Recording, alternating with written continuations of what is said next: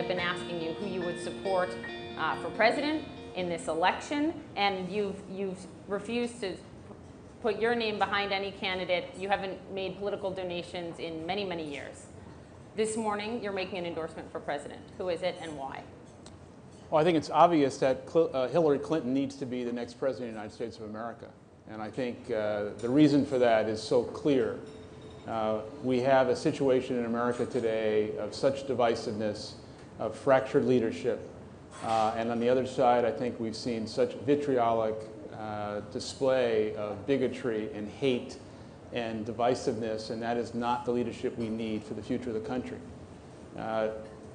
Almost in every election cycle, going back probably to when I was a young boy when John Kennedy was running for president, the media has framed this election and the elections before it as perhaps the most important election in a generation.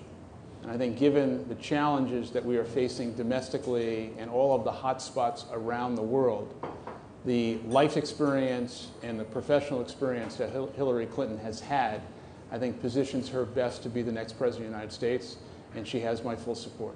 I've spoken to the campaign, and I made it clear that in the coming days, this is what I was going to do. What did she say to you?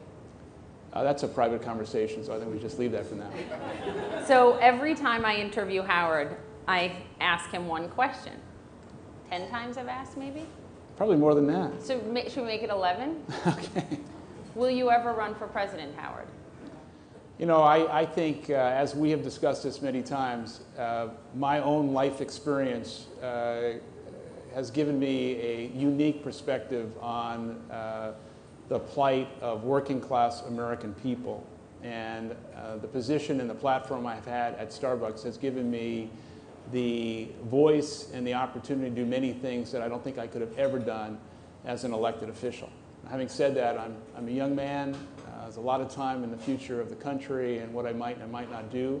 I would never say never, but this is not the right time. You have said no previously. This is the first time I've heard you say I'm a young man.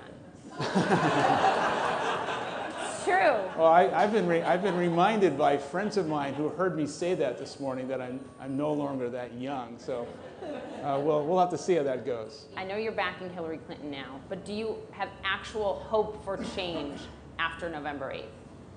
Well, I would say it this way.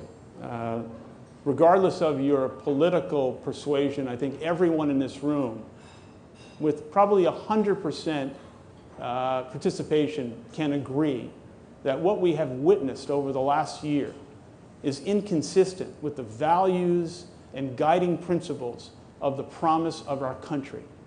We can also agree that our parents and our grandparents would be embarrassed to see what we have witnessed. And yet, as private citizens, we are watching and observing and actually being bystanders and allowing this to go on. I travel perhaps more than any other CEO in the world, internationally and specifically to China. People cannot believe what is going on in this country. But what I would submit is, even though the political season has highlighted all of this, this is nothing new. What we're witnessing with Donald Trump and the vitriol and the hatred and the divisiveness is a manifestation of what has gone on the last 20 and 30 years.